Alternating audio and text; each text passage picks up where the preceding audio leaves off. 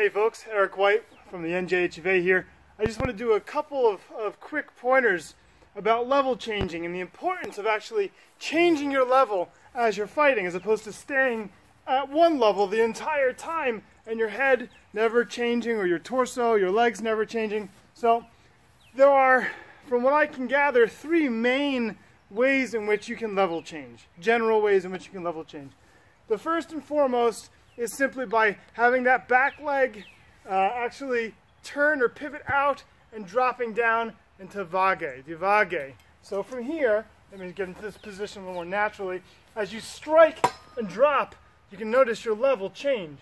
Now the benefit of that is as you're striking, if you drop while you're striking, there's a whole lot of energy and there's a whole lot of pressure and force behind that strike because you're putting your body into it.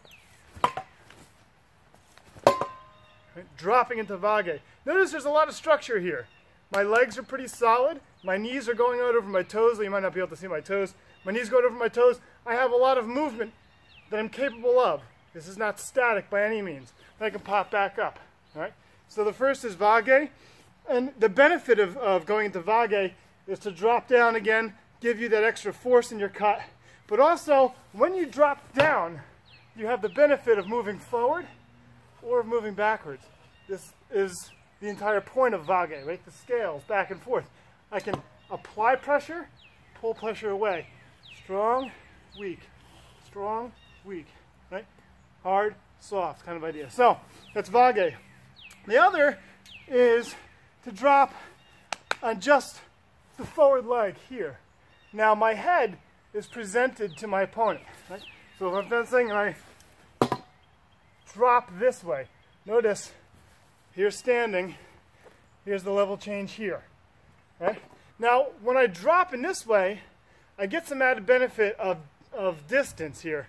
I get better reach. So whereas if I'm standing up, I'm barely touching the pell here. I'll just get to the point right there. I'm barely touching it. As I level change, I'm hitting with the meat of the sword now. Now my back leg can stay at a 40, or my back foot can stay at a 45, or pivot backwards. So it looks like this without the change, this with the change. More distance. Now clearly my comportment has shifted so that my weight is 90% over that front leg. 90%. So if I get grabbed, I can be pulled. Right? Important to recognize that. So that's the second way. The third way is to simply do the opposite. So instead of this front level change, it's more of a rear level change. And this is partly the withdrawal. Right? Cut back and away. I'm bending on my rear leg, which became my forward leg, and dropping down. So here's standing up.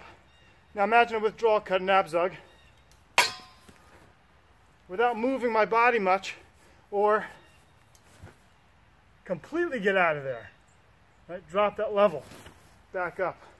Because of course it's not a static position. So 3 different ways of level changing to think about.